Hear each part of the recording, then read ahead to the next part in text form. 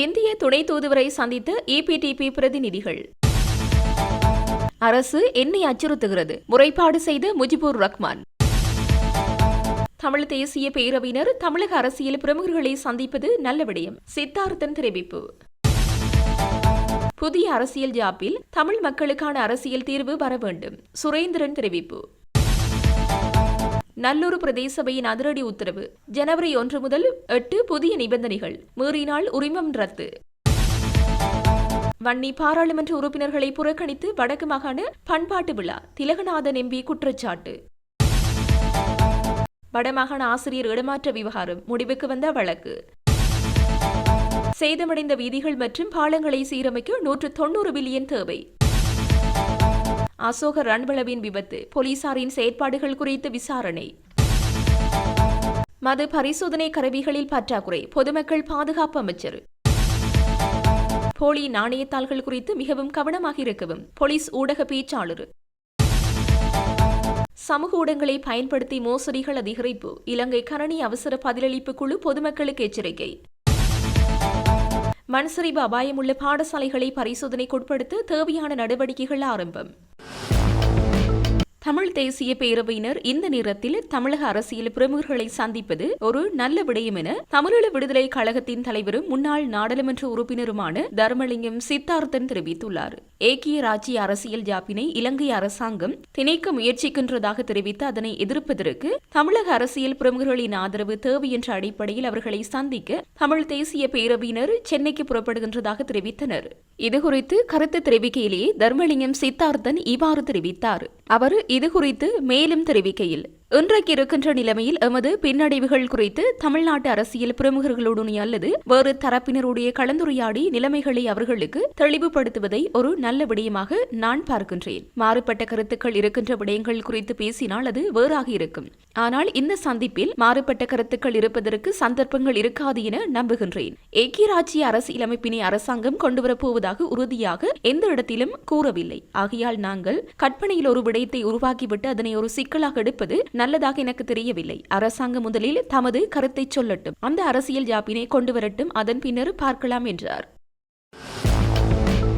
வடமாகாண கல்வி திணைக்களத்தினால் மேற்கொள்ளப்பட்ட சேவையின் தேவை கருதிய இடமாற்றம் 2026 முறையற்றது என இலங்கை ஆசிரியர் சங்கத்தினால் செய்யப்பட்ட வழக்கு முடிவுக்கு கொண்டுவரப்பட்டுள்ளது. இலங்கை ஆசிரியர் சங்கத்தினால் யாழ்ப்பாணம் உயர் நீதிமன்றத்தில் வழக்கு தொடரப்பட்டது. குறித்த வழக்கு இன்று நீதிமன்றத்தில் விசாரணைக்கு எடுத்துக் கொள்ளப்பட்ட போது இடமாற்றம் வழங்கப்பட்டிருந்த அனைத்து ஆசிரியர்களின் இடமாற்றங்களையும் மீளப் பெறுவதாக எதிராளிகள் சார்பில் முன்னிலையாக இருந்த அரச சட்டத்திரணி மன்றுக்கு தெரியப்படுத்தியிருந்தார். இதனையடுத்து குறித்த வழக்கு இன்று முடிவுக்கு கொண்டுவரப்பட்டுள்ளமை குறிப்பிடத்தக்கது.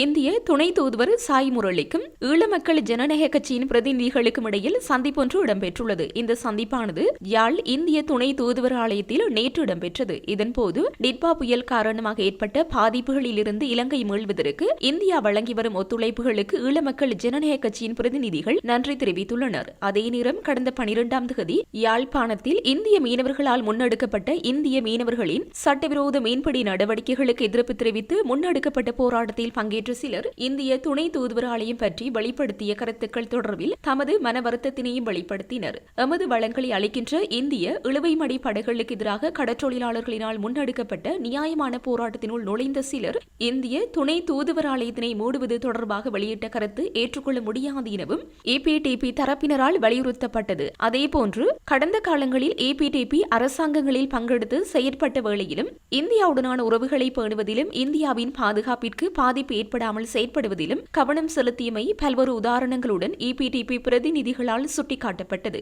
பூகோள அரசியல் விவகாரத்தில் இந்தியாவை எமது முதல் தெரிவு என்று செயலாளர் நாயகம் டக்ளஸ் தேவானந்தா வெளிப்படையாக தெரிவித்து வந்ததுடன் செயற்பாடுகளிலும் அந்த நிலைப்பாட்டினை இறுக்கமாக பின்பற்றி வருவதாகவும், குறிப்பாக தம்மால் முன்னெடுக்கப்பட்ட கடல் அட்டை பண்ணை விஸ்தரிப்பின் போதும் இந்திய பாதுகாப்பு ஏற்பாடுகளுக்கு பாதிப்பு ஏற்பட்டுவிடக் கூடாது என்பதில் கரிசனையுடன் செயற்பட்டதாகவும் தெரிவித்தனர். குறித்த சந்திப்பின் போது பல்வேறு விடயங்கள் தொடர்பில் மேலும் கவனம் செலுத்தப்பட்டிருந்ததாக ஈழ மக்கள் ஜனநாயக கட்சியின் ஊடக பிரிவு குறிப்பிட்டுள்ளது.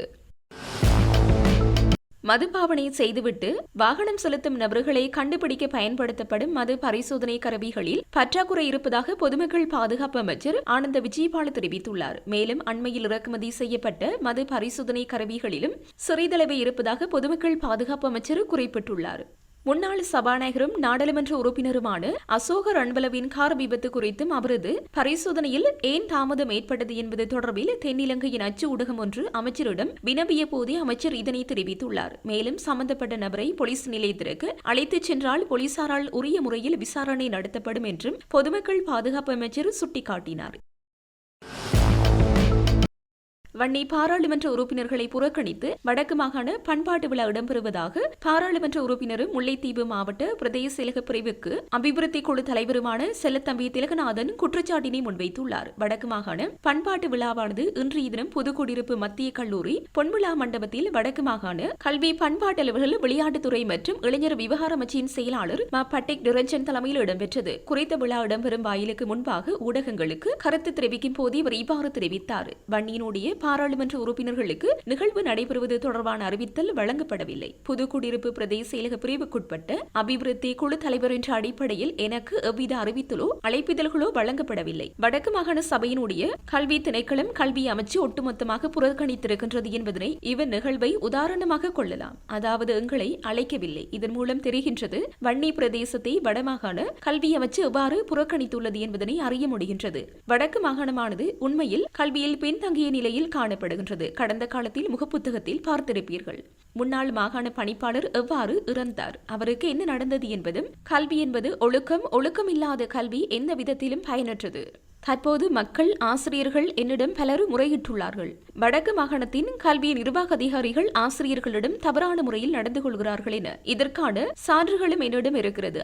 ஆகவே இவ்வாறான செயற்பாடுகளிலிருந்து வடக்கு மாகாண கல்வி அமைச்சை திருத்த வேண்டும் என மேலும் தெரிவித்தார்.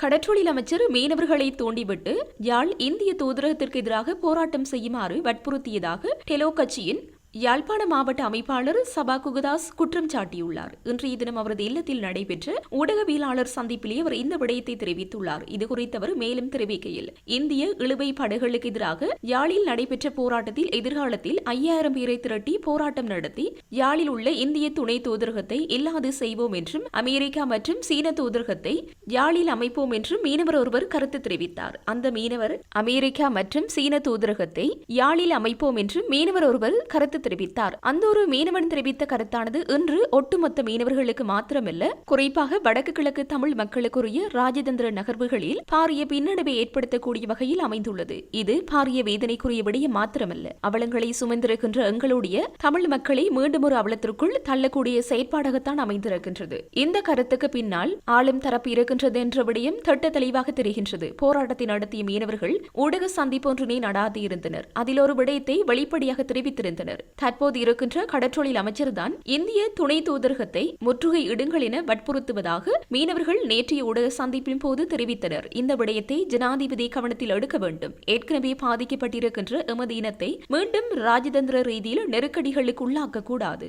ஜனாதிபதி ஒரு நல்ல தீர்வு தருவார் என மக்கள் நம்புகின்றார்கள். அவர்கள் இவ்வாறு நம்பிக்கொண்டிருக்கையில் ஆளும் தரப்பின் அமைச்சர் ஒருவர் இவ்வாறு மக்களை வழிநடத்துவது என்பது என்னை பொறுத்தவரையில் ஒரு பாரிய தவறாகும். அது மட்டுமல்ல, இது ஒட்டுமொத்த நாட்டுக்குமே பிரச்சினை. இந்திய மீனவர்களின் அத்துமீறல்களால் வடக்கு மாகாண மீனவர்கள் தொழில் முதல்களை இழப்பதுடன் பாரிய பொருளாதார நெருக்கடிக்குள்ளும் தள்ளப்படுகின்றனர். யுத்தத்தினால் பாதிக்கப்பட்ட மக்கள் மீண்டும் மீண்டும் இவ்வாறு அவலத்திற்கு உள்ளாகின்றனர். இந்த இழுவைமடை மீன்பிடி முறையானது இந்தியாவிலேயே தடை செய்யப்பட்ட ஒன்றாக காணப்படுகின்றது.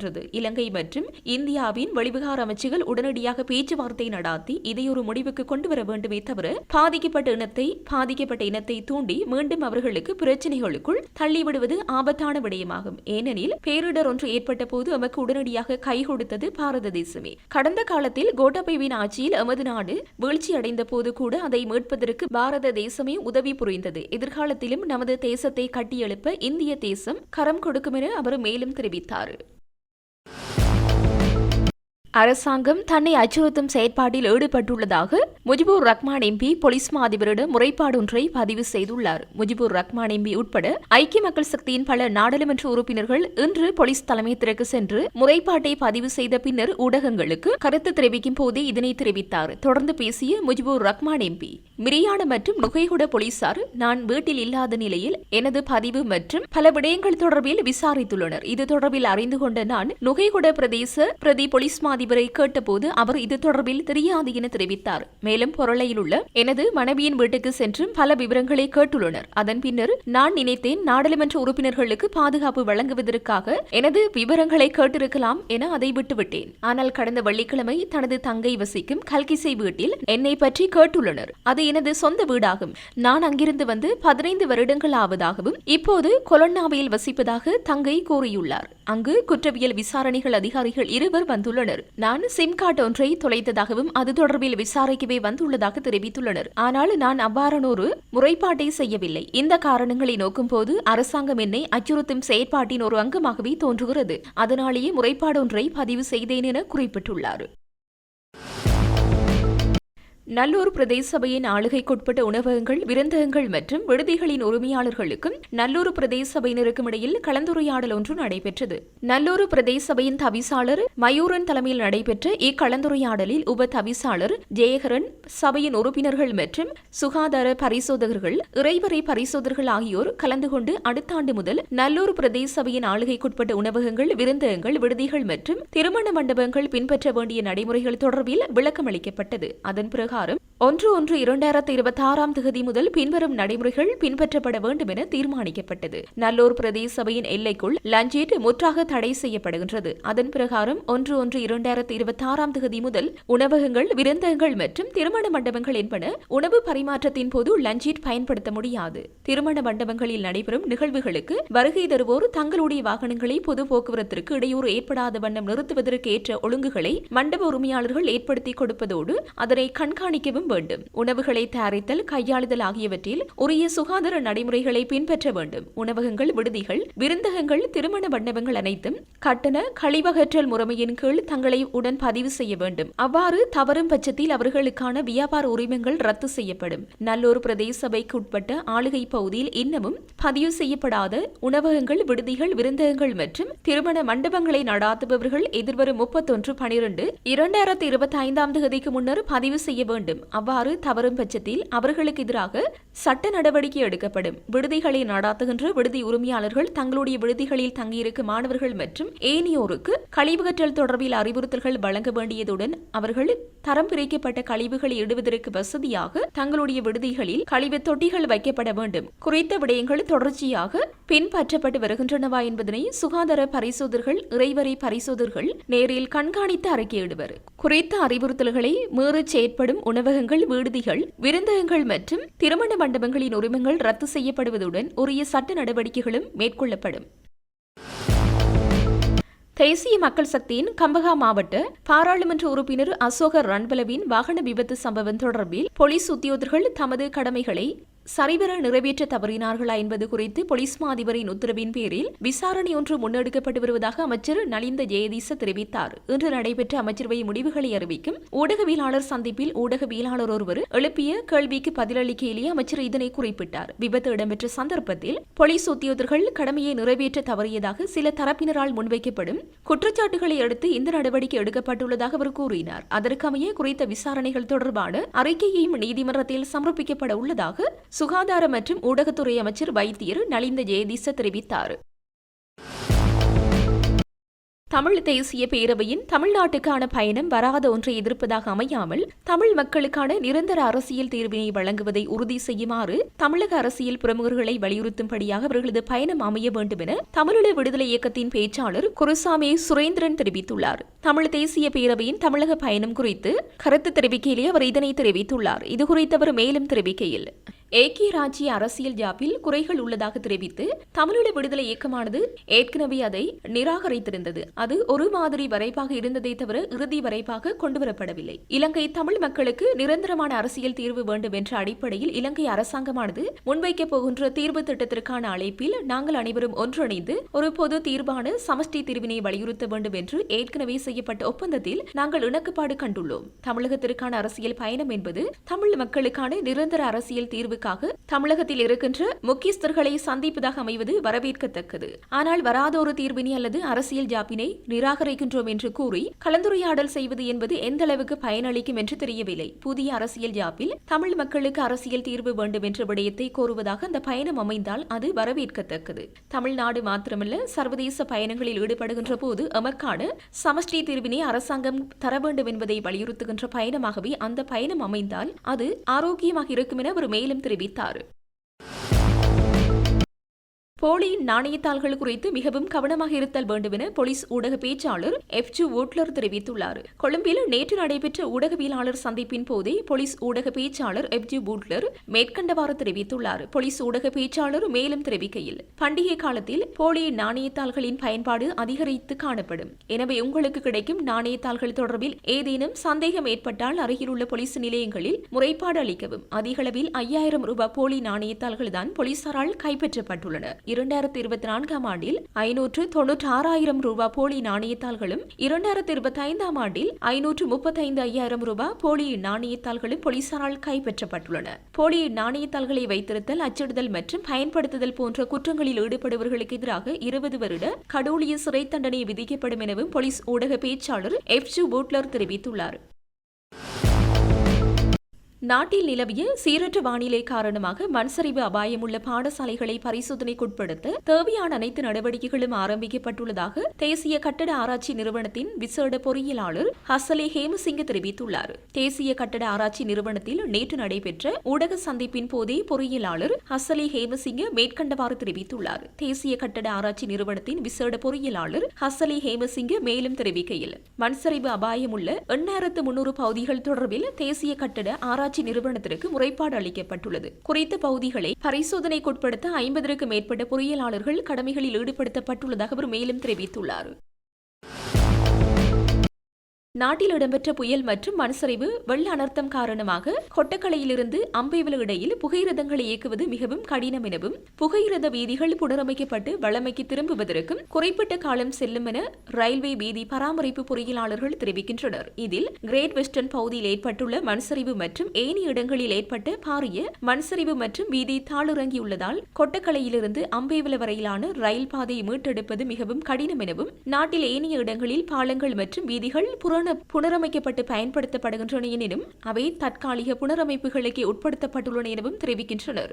தற்போது மண்சரிவால் பாதிக்கப்பட்ட மலையக ரயில் வீதிகளை புனரமைக்கும் பணியில் நானுஓயா ஹேட்டன் ரயில் நிலையத்தில் உள்ள புகையிரத வீதி பராமரிப்பு பிரிவின் பொறியியலாளர்கள் ஈடுபட்டு வருகின்றனர். இறுதியில் ஏற்பட்ட புயல் மற்றும் இயற்கை அனர்த்தங்களினால் மலையக புகையிரத சேவையின் பாதைகள், பாலங்கள், புகையிரத நிலையங்கள் மற்றும் சமிஞ்சை கட்டமைப்புகள் மற்றும் பிரதான கட்டடங்கள் மோசமாக சேதமடைந்துள்ளன. இதில் கொட்டகலை, கிரேட் வெஸ்டர்ன், நானுஓயா, பெரகும்பரம் மற்றும் அம்பேவல ரயில் நிலையங்களுக்கு அருகிலுள்ள உயரமான மலைகள் மற்றும் பள்ளத்தாக்குகள் உள்ள இடங்களில் 50 முதல் 100 மில்லிமீட்டருக்கு இடையே வீதியில் உள்ள பல பகுதிகளிலும் 50 முதல் 100 மீட்டருக்கு இடையே வீதியில் உள்ள பல பகுதிகளில் மண்சரிவு மற்றும் வீதி தாளுரங்கள் போன்றவை ஏற்பட்டுள்ளது. இதனால் முழுமையாக பயன்பாட்டுக்கு உட்படுத்தக்கூடியவாறு புனரமைப்பதற்கு சற்று காலம் செல்லும் என தெரிவிக்கின்றனர். குறிப்பாக கிரேட் வெஸ்டர்ன் பகுதியில் ஏற்பட்டுள்ள மண்சரிவு காரணமாக குறித்த இடத்தை நிரப்பவோ அல்லது புதிய இடத்திலிருந்து ரயில் பாதையை புதுப்பிக்கவே முடியாது என்றும் தற்போதைய சூழ்நிலையில் கொட்டக்கலையிலிருந்து நானுஓயா வரையிலான ரயில் பாதையை மீட்டெடுக்க நீண்ட காலம் எடுக்கும் என்றும் மண்சரிவு காரணமாக ரயில் பாதை, ரயில் தண்டவாளங்கள் மற்றும் ஸ்லீப்பர் கட்டைகளும் கடுமையாக சேதமடைந்துள்ளது.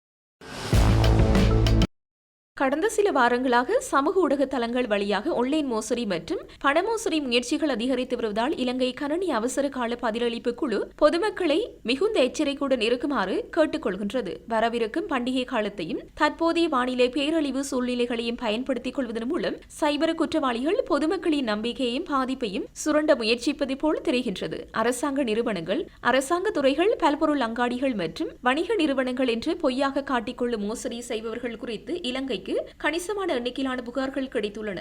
சந்தேகத்திற்கு இடமில்லாத மக்களை தவறாக வழிநடத்துவதற்காக மோசடி நபர்கள் போலியான விளம்பரங்கள், நிதி வெகுமதிகள் மற்றும் பரிசுகளை வழங்குவதாக கூறி சமூக ஊடகங்களில் தகவல்களை பதிவிடுகிறார்கள். நாட்டின் பல பகுதிகளில் சேதப்படுத்திய சூறாவளி மற்றும் கனமழையை தொடர்ந்து நிவாரணம் மற்றும் மறுகட்டமைப்பு முயற்சிகள் ஈடுபட்டுள்ள அரசு நிறுவனங்கள் மற்றும் அமைப்புகளின் பெயர்களை சைபர் குற்றவாளிகள் மோசடியாக ஆள்மாறாட்டம் செய்து வருகின்றனர். அவர்கள் மோசடியான இணைப்புகளை இடுகையிடுவதையும் இந்த இணைப்புகள் மூலம் பொதுமக்கள் பணத்தை நன்கொடையாக வழங்க ஊக்குவிப்பதையும் கவனித்துள்ளனர். இதன் விளைவாக மோசடி செய்பவர்கள் சில தனிநபர்களின் வங்கிக் கணக்குகளுக்குள் அங்கீகரிக்கப்படாத அணுகலை பெற்று அந்த கணக்குகளை கட்டுப்பாட்டில் எடுத்த வழக்குகள் உள்ளன. பாதிக்கப்பட்டவர்கள் தங்கள் வங்கிக் கணக்குகளிலிருந்து அனைத்து பணத்தையும் இழந்த வழக்குகளும் உள்ளன.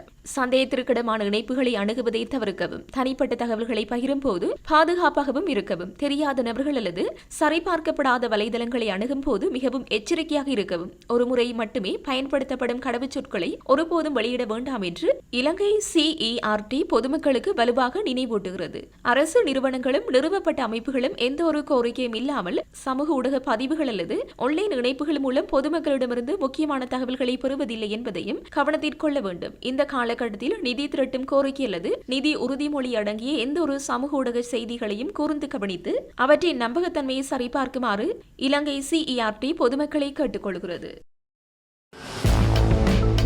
நாடளாவிய ரீதியில் ஏற்பட்ட அவசர அனர்த்த நிலைமையினால் வீதிகள் மற்றும் பாலங்களுக்கு ஏற்பட்ட சேதம் காரணமாக தற்போது அன்னளவாக மதிப்பிடப்பட்டதன் அடிப்படையில் வீதி அபிவிருத்தி அதிகார சபைக்கு சுமார் 75 பில்லியன் ரூபாய் நட்டம் ஏற்பட்டுள்ளதாக போக்குவரத்து நெடுஞ்சாலைகள் மற்றும் நகர அபிவிருத்தி அமைச்சின் அதிகாரிகள் தெரிவித்தனர். அத்துடன் சேதமடைந்த வீதிகள் மற்றும் பாலங்களை முழுமையாக சீரமைக்கும் போது மேற்கொள்ளப்பட வேண்டிய ஏனைய புனரமைப்பு பணிகளுடன் சேர்த்து அதற்காக சுமார் 190 பில்லியன் ரூபாய் தேவைப்படும் எனவும் அந்த அதிகாரிகள் மேலும் தெரிவித்தனர்.